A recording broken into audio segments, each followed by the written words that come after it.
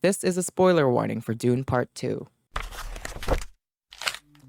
I'm not a cinephile, I'm just some guy who enjoys movies and stories. I mean, the franchise that got me interested in movies to begin with is the Resident Evil film franchise, and those are stinkers, but they're my stinkers. What I'm trying to say is that I don't really have high standards, and as long as a movie is enjoyable for me, hey, that is what matters. But every now and then, I see something like a Mission Impossible or a Dune, and I think, oh my gosh, this? This is what we could be doing with our movies? We can make them as stunning, as enjoyable, and as well crafted as this? But why aren't we doing more of this? Dune Part 2, let's talk about it. Again, not a cinephile, not a fancy movie connoisseur, just someone who enjoys movies. So I don't usually notice it in the movies that I watch, but the cinematography in Dune Part 2 is breathtaking. Cinematography for me is much like editing in that I always notice it when it's bad, but I rarely notice it when it's good. However, the way this movie crafts every single one of its frames, it's impossible not to be blown away. Scale is one thing this movie communicates absolutely well visually. You as an audience member, you really feel the vastness of this desert planet. Just so much sand and so much space. And the way it frames its characters within the desert, I think, does such a great job of depicting their relationship with it. You see tiny specks of shadows in a giant frame of sand, and you get a good sense of just how massive the stakes are and how massive the story is.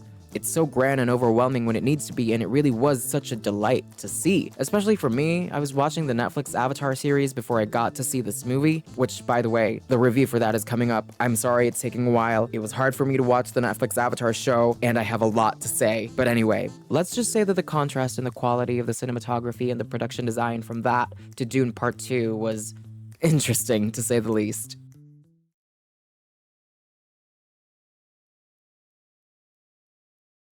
That's another thing about this movie that I really like. The production design. The aesthetic that it has is just so fitting for the narrative and its themes. The technology designs, the creature designs, the costumes, the sets, they're all so cohesive and they're all just visually stunning. I watched Dune Part 1 in a shitty laptop during the pandemic, but even in that shitty laptop screen, I could notice the great visuals. What my shitty laptop and my shitty earphones could not convey as well for me was the excellence of the sound design. But I got to see Dune Part 2 in a theater, and again, I'm not a cinephile, I keep saying that in this video. I don't usually notice sound design in movies, but the way the sound was handled in this movie was just phenomenal. It adds so much to the emotional intensity of the things going on screen. Because of the sound design, you can feel the giant sizes of vehicles with their engines in your bones droning and drumming. It was in the trailers, that scene of the 3 giant sandworms coming at you. Yeah, the visuals are great, but the sound is also great, and the only way for me to express the intensity of what I experienced was that I felt it in my vulva.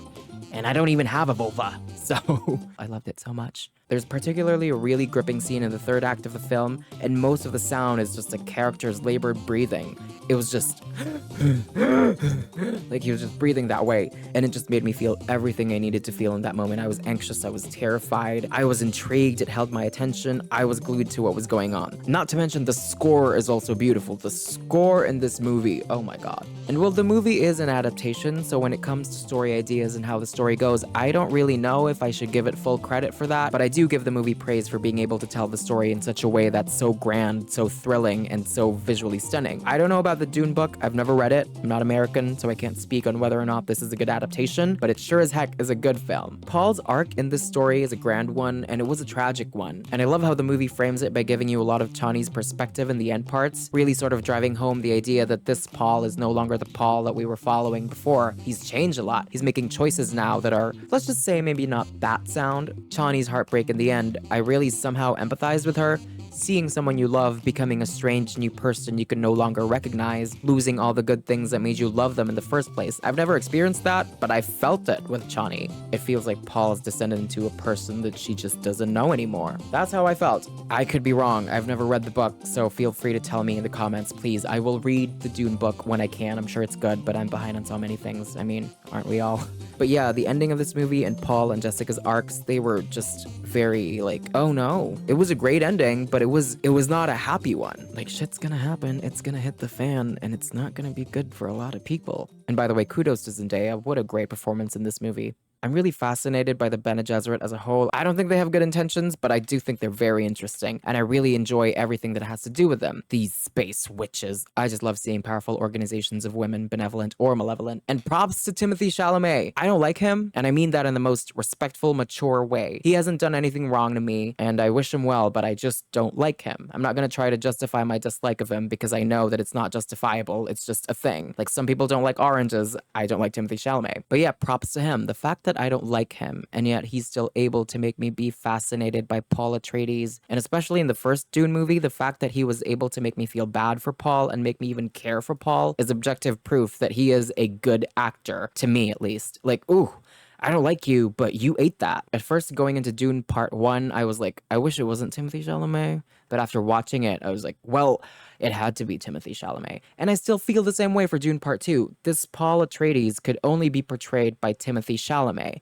And I say that as a person who prefers no Timothée Chalamet's. He's great. And props as well to the rest of the cast of this movie, because what an ensemble. Everybody brought their A game. I absolutely loved everyone in this movie. Rebecca Ferguson is a force in this film. She's a force in any film, in my opinion. But she's terrifying here, and she's a presence in all of her scenes. She's my favorite performer in this movie. I've fallen in love with her ever since Mission Impossible Fallout, and she's also incredible in Silo, so watch that when you can. Florence Pugh might not have had that big of a part. I wish she was featured more for sure, but I loved every scene she was in. Everyone, Javier Bardem, amazing. It's such a testament to how good a director Villeneuve is, not only being able to craft such a stunning looking movie, but also being able to pull these levels of performances from these actors. Incredible. And remember, while I don't like Timothée Chalamet, I absolutely hate Austin Butler. Like, I wish Timothée Chalamet well. This one I don't.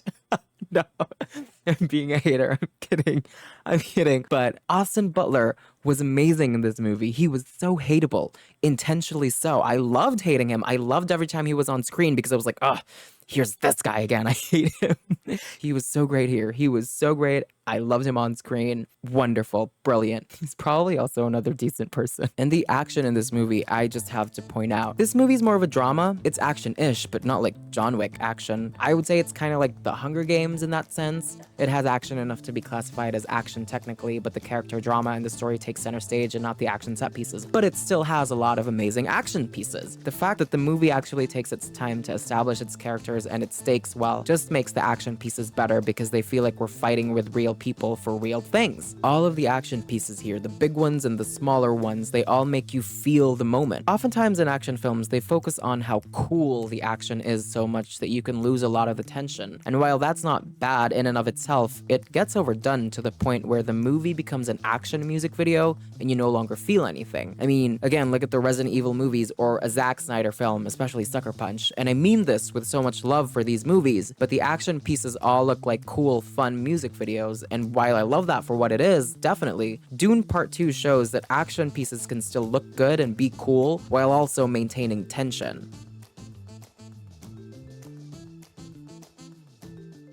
I have a love-hate relationship with movies like Dune Part 2. I love them because they raise the standard for visual storytelling, but I also hate them because they're so good, and yet there's not a lot like them. A lot of visual media, especially these days, don't look as good as Dune Part 2 and are not as crafted with as much care, effort, and skill as Dune Part 2. It's like my eyes have been opened to be accustomed to a higher level of quality, but there's just not much else to see. There's not a lot of material at this quality. I do think we're in an interesting time when it comes to movies.